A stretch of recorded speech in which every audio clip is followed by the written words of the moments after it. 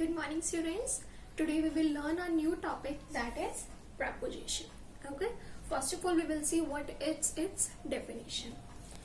A word that shows a relation of one thing with another in a sentence is called a preposition. It tells us the position of someone or something. अब देखिए ये इसके word से ही clarify हो रहा है हमें. Look, preposition. It is written है ना, position.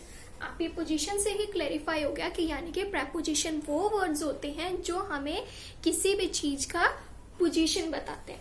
Whether it can be a person, place, animal or a thing. और उसके अंदर रिलेशन भी शो होता है. आज हम देखो कौन कौन से prepositions करेंगे. In, on, behind, under, between and in. ये आपकी क्लास के अकॉर्डिंग आज हम ये 6 ही करेंगे और with the help of an activity. ये एक्टिविटी के थ्रू करेंगे तो आपको इजिली क्लैरिफाई हो जाएंगे कि इनका यूज हमें कहाँ का और कैसे करना है. Okay, so let's have a look on it. First preposition we are doing between. अब मैं आपको फर्स्ट एग्जांपल दूंगी जिसके अंदर आपको पता चलेगा कि आपको बिटवीन का यूज कहाँ पर करना है. Look, I have kept here teddy bear, glass or cup we can say this, and the third object I'm having cat. अब आप मुझे बताएंगे कि cat की पोजीशन क्या है. पोजीशन बतानी है ना आपको, तो आप मुझे क्या कहोगे. The cat is between the teddy and the glass. आपको यहाँ से इजीली पता चल रहा है कि cat जो है वो टेडी बियर और गिलास के बीच में है. बिटवीन इज यूज है. और यहाँ पे रिलेशन किस चीज में है. मैंने कहा था ना डेफिनेशन में रिलेशन आएगा. रिलेशन यहाँ पे इन 3 चीजों में है, टेडी बियर, कैट और ग्लास में. Is it clear. Now I am giving you second example. Now this is second example of between. मैंने क्या किए, 2 बुक्स यहाँ पे कैप्ट की है और बीच में क्या है, टेडी बियर है. अब मुझे क्या बताओगे आप लोग कि टेडी बियर की क्या पोजीशन है. What you will say, the teddy bear is in between the 2 books. यहाँ पे दिख रहा है ना, शो हो रहा है कि 2 बुक्स के बीच में कौन है, टेडी बियर है. तो बीच वाली चीजों के लिए क्या है वो आपको इजिली यहाँ से देखकर पता चल जाएगा. Now we will move to second preposition, that is behind. Now look, second example of behind is, मैंने क्या किया है, गिलास लिया है और ये कैट है मेरे पास, टॉय कैट. मैंने उसको क्या किया, इस कैट को मैंने ग्लास के पीछे रख दिया. पीछे के लिए आप क्या वर्ड यूज करेंगे, बिहाइंड. व्हाट यू विल से, मुझे आपको बताना है कि ये कैट की क्या पोजीशन है. तो आप लोग क्या बोलेंगे, the cat is behind the glass. जो कैट है वो किसके पीछे है, गिलास के. तो पीछे के लिए क्या है, बिहाइंड. Second example. अब देखिए वहां मैंने लिया था कैट. ओके, यहाँ पे कोई एनिमल जो है, लिविंग एनिमल भी हो सकता है और आप एग्जाम्पल के तौर पे सॉफ्ट टॉयज भी ले सकते हो. अब मैंने क्या किया, ग्लास के पीछे क्या किया, मैंने टेडी बियर को कैप्ट कर दिया.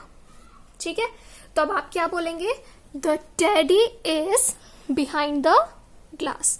ग्लास के पीछे क्या है, टेडी है.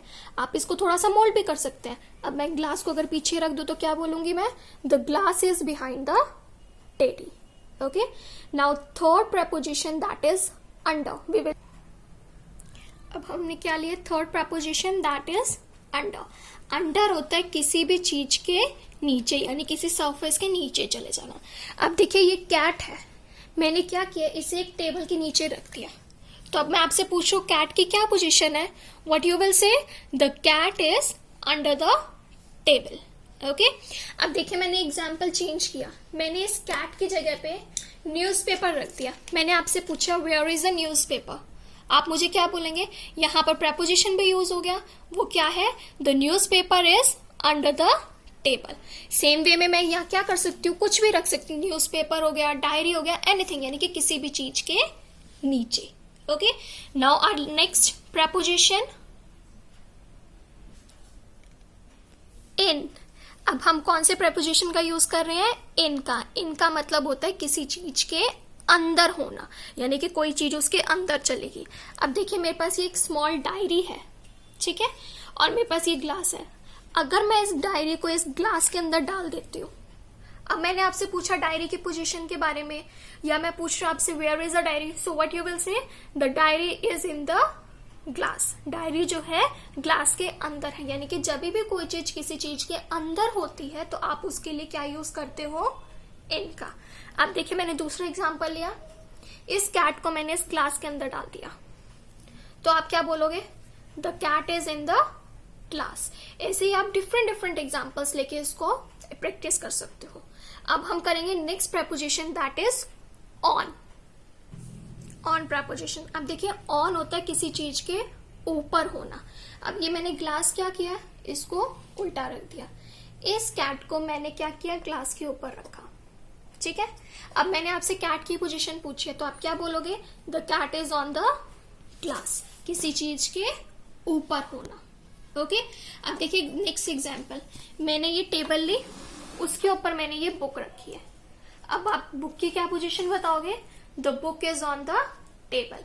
आप बुक ले सकते हो, या फिर हम ये भी कर सकते हैं, the cat is on the table, यानी कि कोई चीज किसी चीज के ऊपर होना। इसके अंदर आपका पर्सन, प्लेस, एनिमल, थिंग कुछ भी आ सकता है। Okay so our next last is near. अब आपका लास्ट प्रेपोजिशन है दैट इज नियर।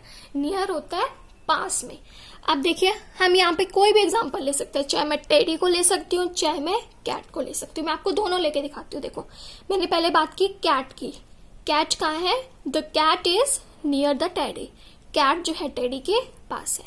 अब मैं टेडी के बारे में पूछूंगी तो क्या बताऊंगे, कैट के पास में है ना वो, आप बोलोगे the teddy is near the cat.